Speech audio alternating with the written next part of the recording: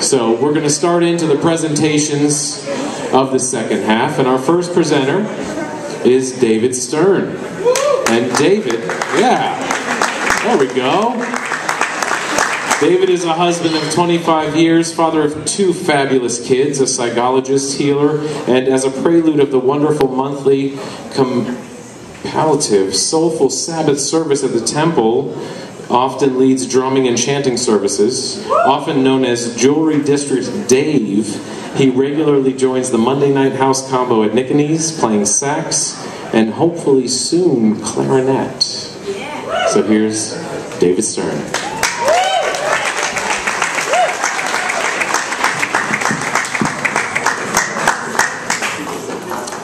All right, everybody, breathe. That's for me and for you. So we'll think about just tuning into our breath as a form of reliable renewal. And so take a moment actually to go inside, only about 5 more seconds, maybe 10 more seconds.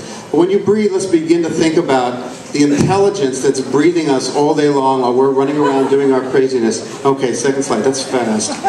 All right, what we're going to do here is a quick journey away from unity and then back to unity, okay? In the spirit of renewal, we want to sort of deal with the always, already, and sometimes hidden in plain sight oneness. Okay, so we're going to explore oneness here tonight, okay? You can read that if you'd like. All right, birth. Overwhelming flood of information, really psychedelic. Wow, isn't it great to be here? But it's also scary as all get out. Really scary, okay? So really a wonderful combination. We could go into that a lot more. A big, fat, juicy experience for all of us. At the heart of it is this incredibly wondrous, sort of tender organ, the heart. We can say that this organ evolved in conjunction with the mind as a way that the earth gets to feel itself. So through our heart, the earth gets to enjoy a felt relationship with itself, which is kind of great. The cost of that, of course, is pain, okay? Because we carry within us this radical sensitivity. We are vulnerable to very, very raw and naked pain. We all get this, right? We all feel that it really hurts, it's scary, it just flips us out. We get isolated and we get sad. Okay. So partly because of all that pain, we want to flee. So that's the journey away. We flee. The other side of the psychedelic thing is like, oh my God, this world is so freaking cool, right? That we say like, wow, this world is wonderful, and we are wonder-filled, and aren't we great for seeing and sensing all of this stuff? So very healthy narcissism, right? It's like, wow, isn't it great? Yes, it is. Now, of course, there's a problem with that. So unchecked, when our healthy narcissism is insulated from pain, right, we want to protect ourselves from pain, then things get a little kind of crazy. This denial, this disconnection leads to all kinds of insanity, right? None of us know about narcissism. None of us have that problem, correct? All right. So the real consequence of this narcissism is that we get cut off from life. We get cut off from spirit. We get cut off from the source of life, okay? And that's a kind of entertaining picture, but serious business. Yeah. All right. I kind of like that. I made that. All right. Breath. Let's try to breathe again. This is for me and for you, so let's breathe. So how do we find our way back to oneness? A oneness from which we never truly left, but from which we may feel cut off, okay? And so how do we find evidence of this true unity? It's there all the time, right? That's what I'm here to talk about. All right? All right, so every seeking, every itch that we want to scratch, every desire we have is guided beforehand by what is sought. Okay, that's kind of cool.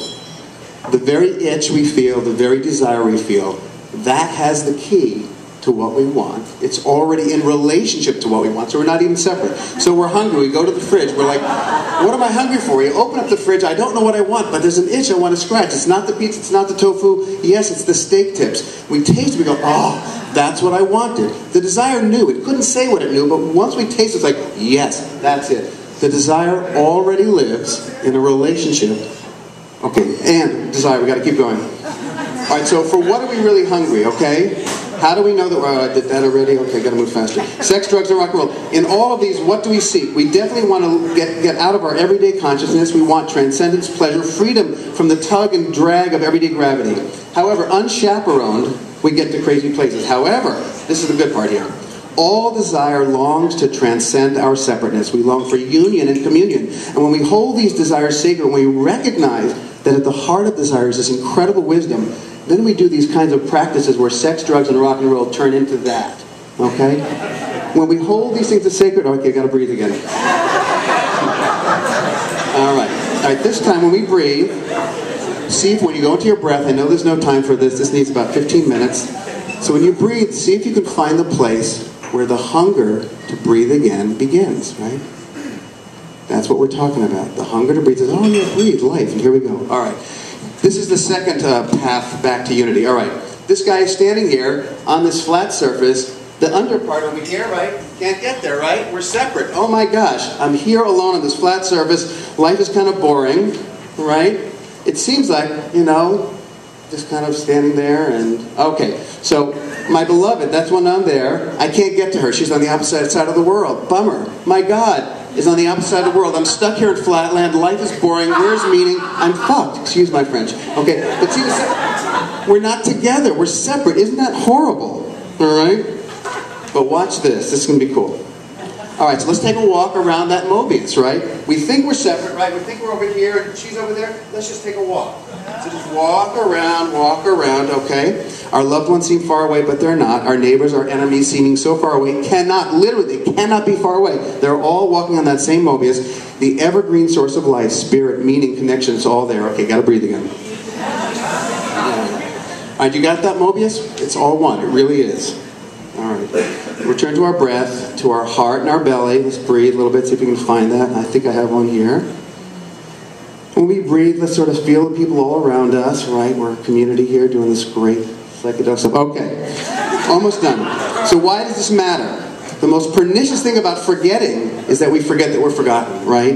We forget that we've forgotten. What is the cost of the forgetfulness? Psychological purgatory or hell? That's me, right?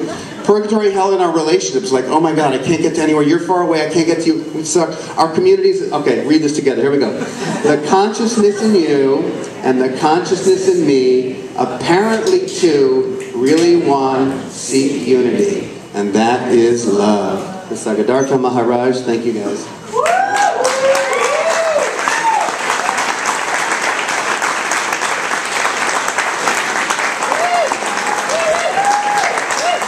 Thank you, David.